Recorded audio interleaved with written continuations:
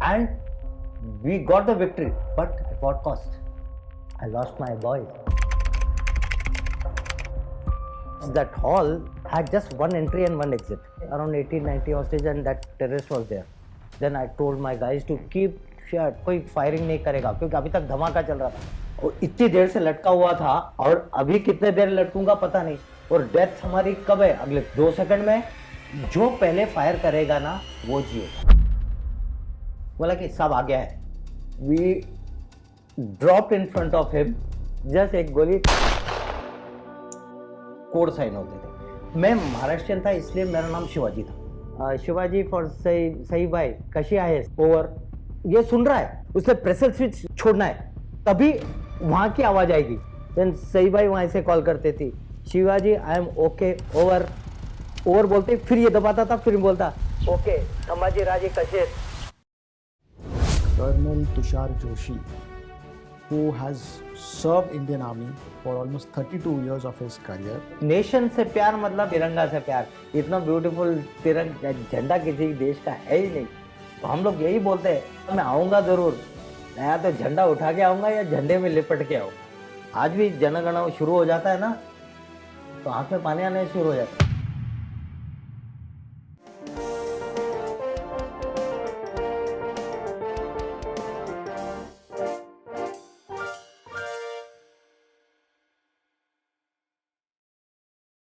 I would like to understand Colonel Tushar Joshi, who has served Indian Army for almost 32 years of his career.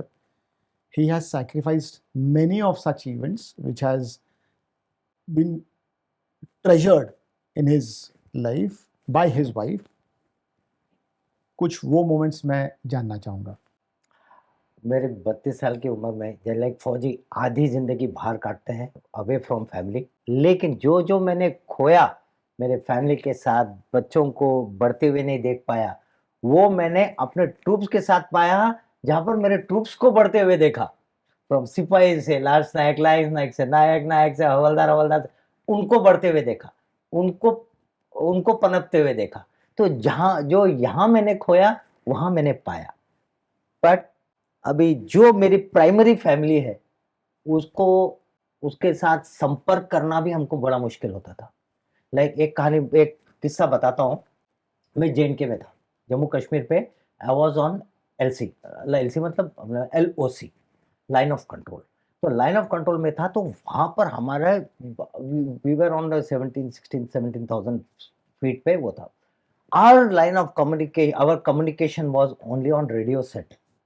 जो radio set आप जानते होंगे कैसे होता है, इसमें प्रेशर स्विच होता है। फिल्मों में देखा है it's sir. One way, it's हाँ फिल्मों में देखा होगा, वन वे कम्युनिकेशन होता है, राइट। तो ऐसे में पोस्ट पे था। अभी मैंने करीब 3-4 महीने से वाइफ से बात ही नहीं की थी। There was no communication. फिर और एक अच्छे दिन ना हमारे यहाँ एक STD बूथ एस्टेब्लिश हुआ बटालियन हेडक्वार्टर में। Battalion headquarter is at the rear and I was company commander, I was in the front, बिल्कुल वो हाइट पे था। और battalion headquarter is generally becomes in the rear ना। तो वहां पर एडमिनिस्ट्रेटिव फैसिलिटी हो जाती है, तो वहां पर STD बूथ आया। आई एम टॉकिंग ऑफ 2003-2004 वहां STD बूथ आया। अभी नाउ हमने एक तरीका इजाद किया। कैसे? वहां पर एक रेडियो सेट रखा STD बूथ में और हमारे ना कोड साइन होते थे, ठीक है, हमारे कोड साइन होते थे। मैं महाराष्ट्रियन था इसलिए मेरा नाम शिवाजी था। हाँ, तो फिर मैं बोलता था, मैं रेडियो सेट पे बोलता था शिवाजी ओवर। तो वहां पे ऑपरेटर वहां से बोलता yes Shivaji over. Shivaji connect me to Sai Bai over. Sai Bai कौन? मेरी wife. Okay. Now from STD booth he used to call up my home where my wife used to pick up। और यहाँ पर ये भाई यहाँ पे बात करता था कि मैडम सर आपसे बात करना चाहते हैं। ये तो लाइन सिक्योर्ड है ना, मैं बात करना चाहते हैं। ओके, हमने अपने वाइफ्स को भी ट्रेन कर रखा है कैसे बात करना है सेट के ऊपर। जब मैं ओवर बोलूंगा तब तुमने बोलना है। और ये यहाँ पर जो ऑपरेटर था उसका जो रेडियो सेट होता था ना वो ऐसे लगाता था, mouthpiece to earpiece to mouthpiece, ऐसे, ठीक है। और फिर वहां बोलता शिवाजी फॉर सई सई भाई कशी आहेस, ओवर। हाँ, ये सुन रहा है, उसे प्रेशर स्विच दबाना है, छोड़ना है, तभी वहां की आवाज आएगी।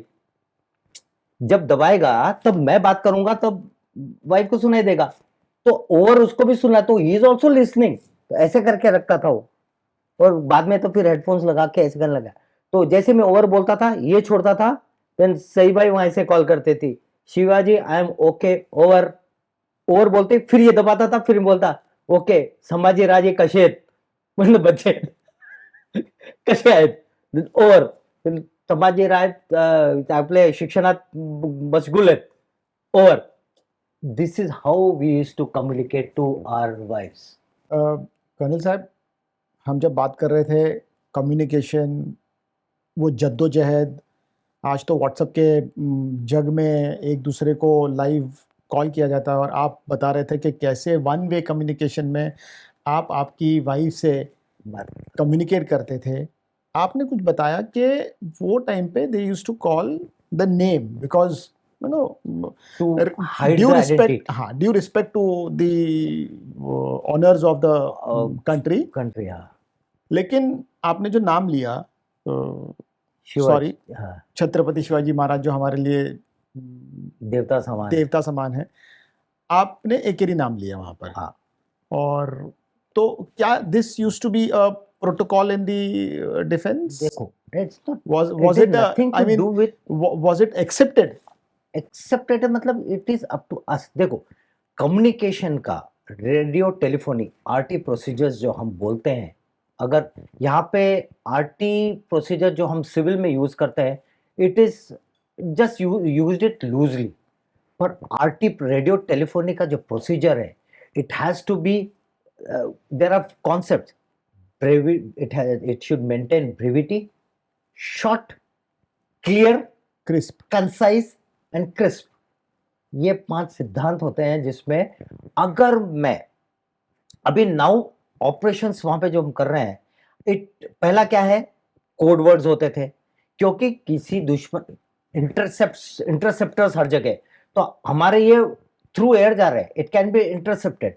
तो वो हमारी आइडेंटिटी, अगर कल जैसे, तब I was major that time, major Tushar Joshi, हाँ, फ्रॉम 21 कुमाऊं, और कुमाऊं भैया, तो दुश्मन को ये पता होगा कि वहां पर एक मेजर तुषार जोशी है, इस फलाने फलाने यूनिट का, और इस पोस्ट पे है, और उनकी वाइफ यहाँ पर है।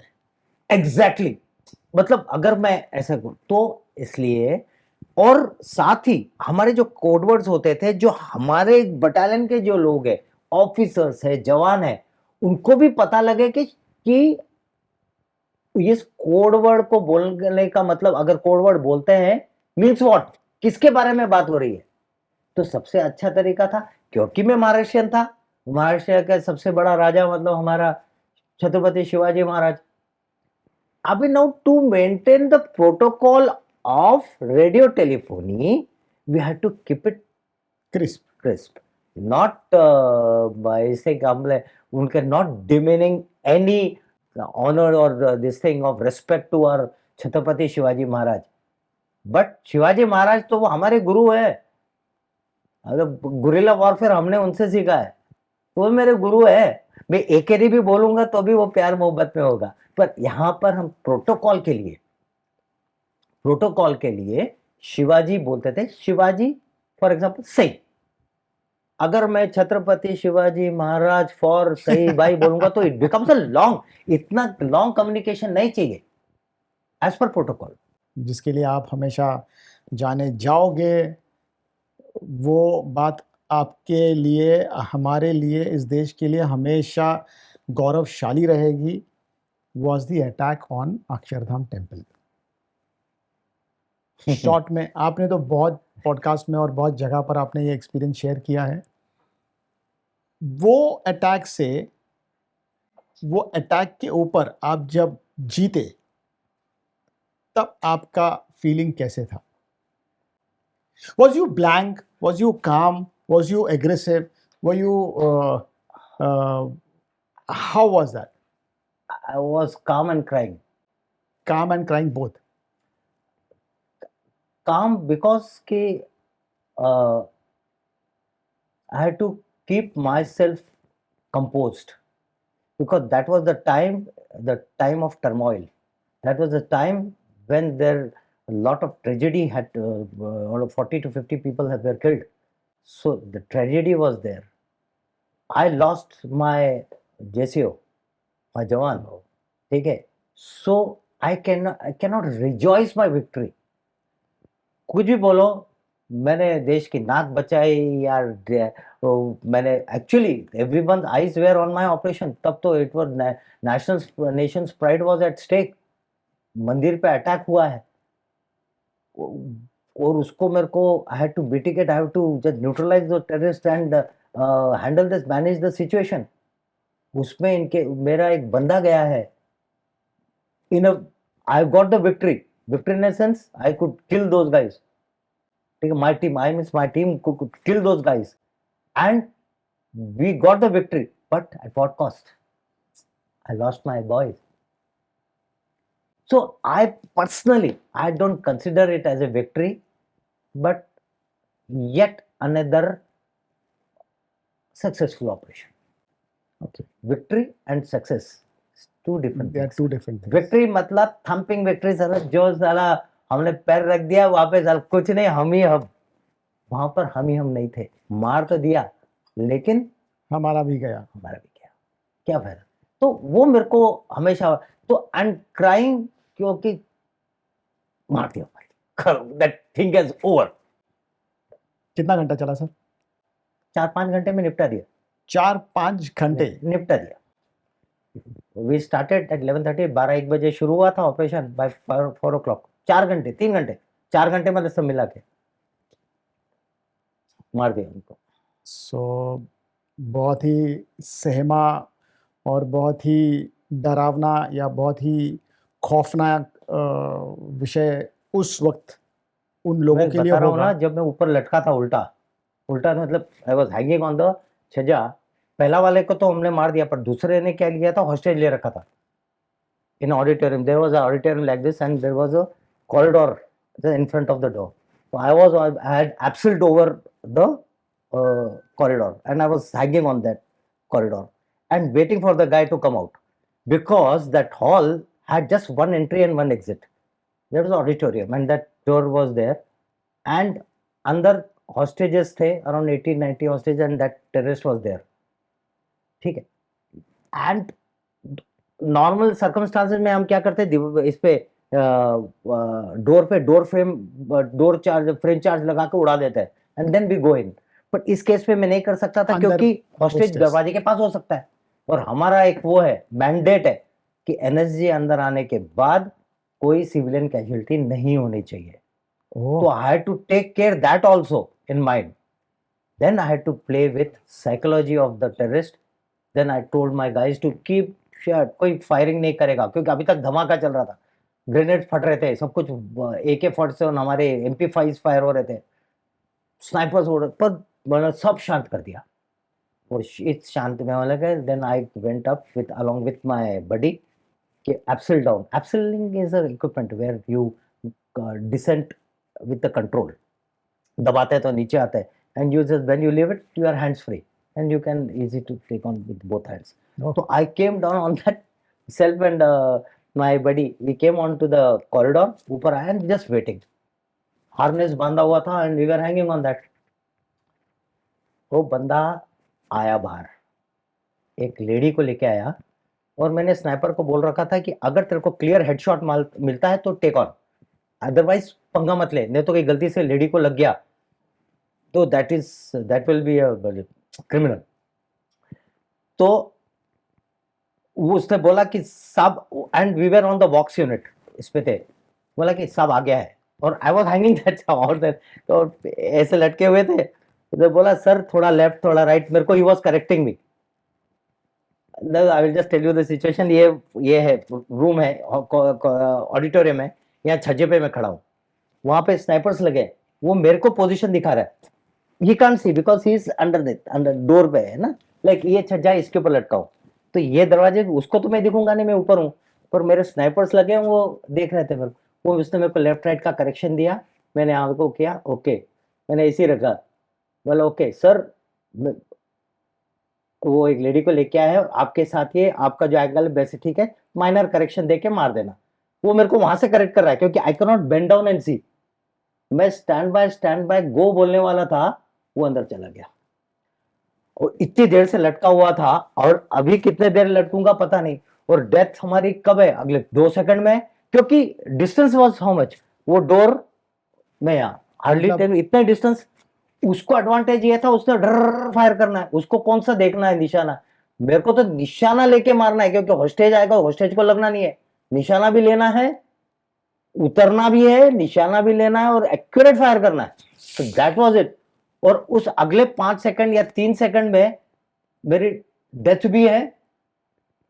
और मैंने मेरे बडी को बोला था, जो पहले फायर करेगा ना वो जिएगा, जो पहले फायर करेगा वो जिएगा। और इसलिए मैं पहले मारूंगा, अगर खुदा ना खास्ता अगर मेरा वेपन में मैल फंक्शन हुआ और स्टॉपेज आया, तो तूने फायर करना है, और सिंगल शॉट पे रखना है, बर्स्ट पे नहीं। बर्स्ट पे रखेंगे तो स्प्रेड होती है, तो उसमें उसको कोलैटरल डैमेज होने के चांसेस है। So have one single shot and take it, ऐसा बोला।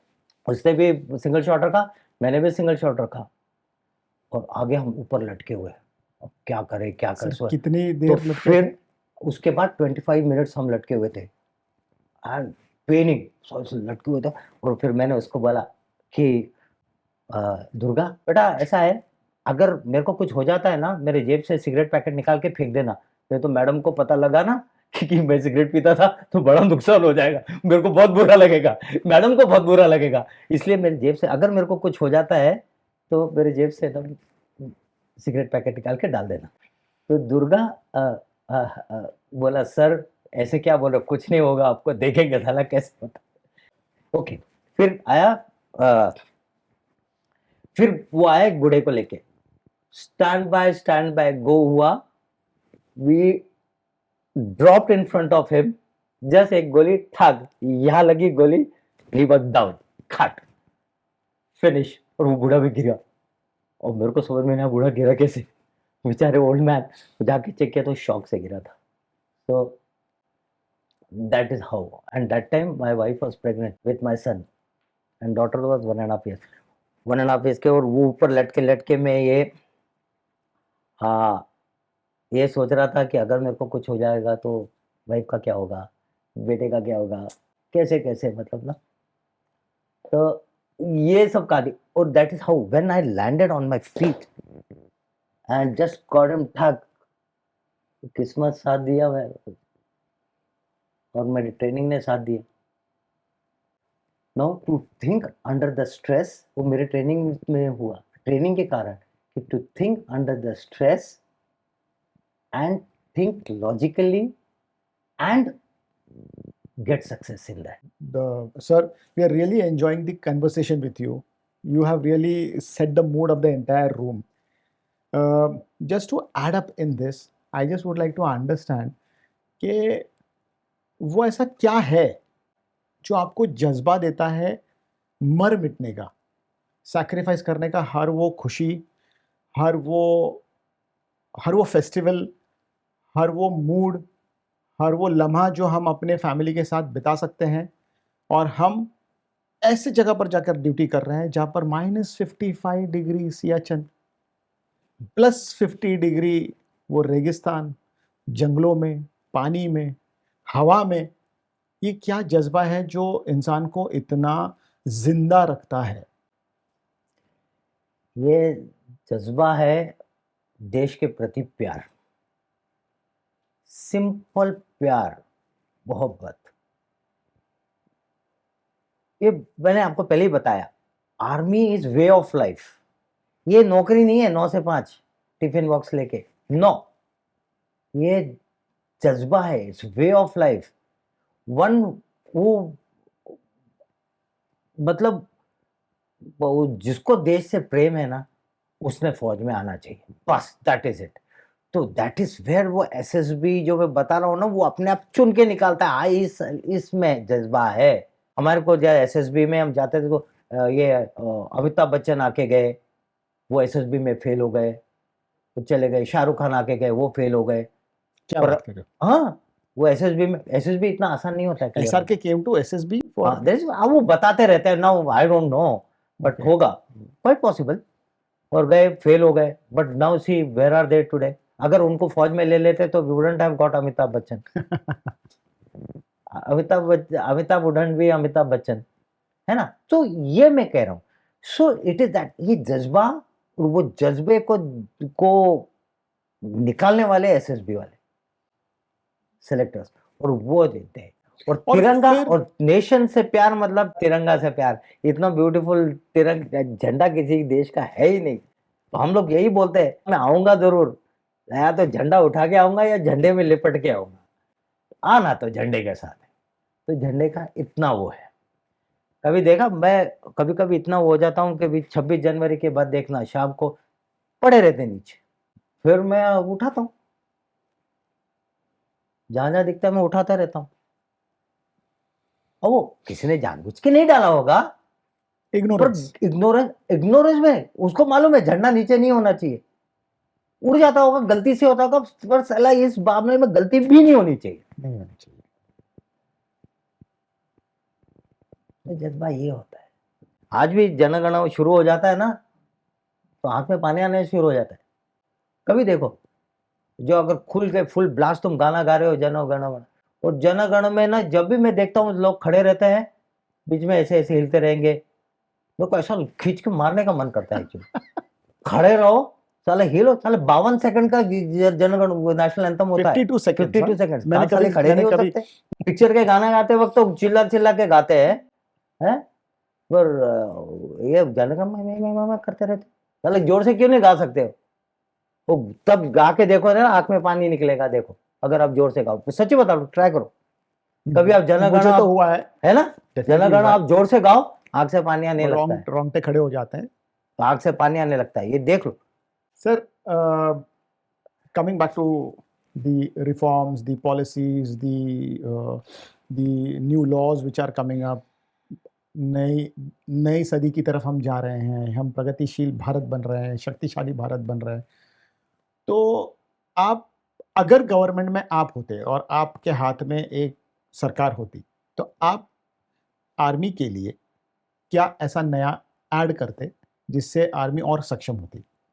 सच्ची बताऊं, अगर मैं सरकार में होता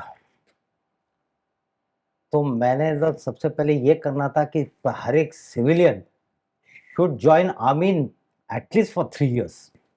हर एक civilian compulsory. Compulsory. So are you copying able the bodied Israeli mode? Israel mode copy, क्योंकि I will tell you, come back to Israel बाद में। अपनी स्ट्रेंथ अपने पास बहुत नफरी है, नफरी इन सेंस अपना पॉपुलेशन बहुत है। हम 140 करोड़ को तो ले नहीं सकेंगे, पर जितने एबल बॉडीड है, जो यंग यूथ है, उनको हम पक्का ले सकते हैं। 3 साल के लिए करो, 3 साल के लिए लो, 3 साल के बाद यार 18-19 साल में लो, या चलो ग्रेजुएशन के बाद 19, 20, 21 साल में ले लो, 23-24 में जाने दो उनको। 24 साल में क्या बाहर करियर बंद थोड़ी हुआ है? 24-25 में तो लोग करियर शुरू होते हैं लोगों के।